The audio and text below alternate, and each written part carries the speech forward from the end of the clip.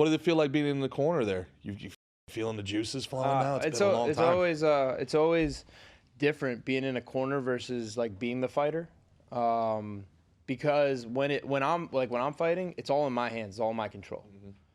And so throughout that week, I'm in it. I'm feeling the bits of nerves and all that shit, you know.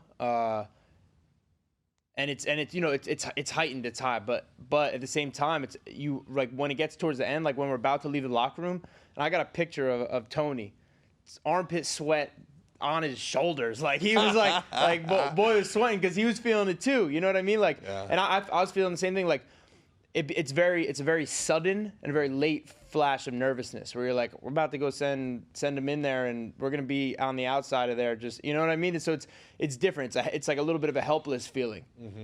So it's different from when you're fighting. It's almost worse sometimes when it's someone else, especially someone you very much care about. Somebody you care about, yeah. You know, and any corner, I mean, I've worked probably 100 corners. You know what I mean? Mostly like, you know, amateurs and like low-level pro ones. I've only cornered in the UFC a few times. But it's, you know, so everyone I'm doing it for is someone I care about. So yeah, and especially like at the high levels when you're fighting dangerous dudes, it's worse. At the amateurs where it's like, you know what I mean, they're probably not gonna get fucking, you know, there's not a real chance to get knocked out. But at the high levels, everybody can knock someone out. Yeah. You know. Yeah. So it's a little more. Interesting. How does the corner work? Is there like a hierarchy of who gets to talk, who doesn't get to talk? And like, is everybody just yelling out what they see all at once? Nah, like a real proper professional corner, it should kind of be, you know, sometimes they say the one voice thing, which I can agree with, but at the same time, there's what I like to do personally. I don't know what the best thing is. I don't like there to be too much, yeah, rah, rah, rah, rah, because I think you throw so much shit out there, it's going to be devalued. You know, someone who talks a lot, you take their words less seriously. Someone who just says a few words. That better not be true. someone, you know what I mean? Someone who's very verbose and says a lot, it's like it devalues their words. But someone who like just has like a few things to say, or like almost like will talk with a quiet voice, you almost like you listen. Because you know if they're talking, they probably have something to say.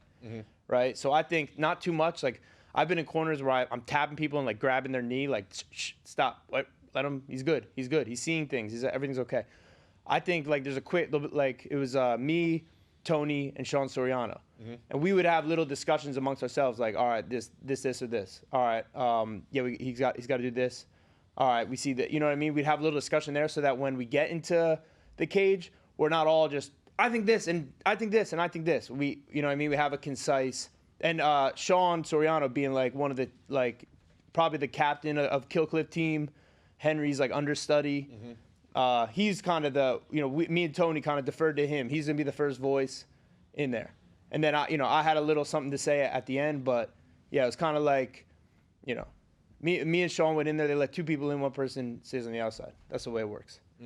But Tony like had something to say that was like big. You know, Sean we all kind of work together on it, but we don't want to be just like hammering them. You know, there's a lot going on. We're lucky if he hears anything. Being around as many fighters as you've been around for as long as you've been around, you know, especially somebody that's still in it, like you are, chasing the brass ring, wants the strap. What did you feel like hearing Michael Moore talk about his 20 years at the top of the game and being like it wasn't worth it? That made me kind of sad for him. Made me kind of sad. I don't think there's, you know, and it might just be my own projections, but I think doing like what we do, as you like to call it, being professionally violent, it's, you know, there's so much you learn, there's so much character development, there's so much humility, there's so much learned like in that.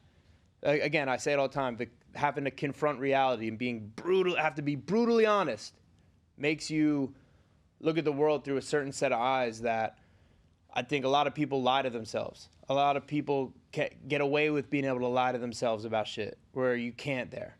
So I think the type of like man it makes you and that type of stuff, I think that's priceless. I think that's priceless.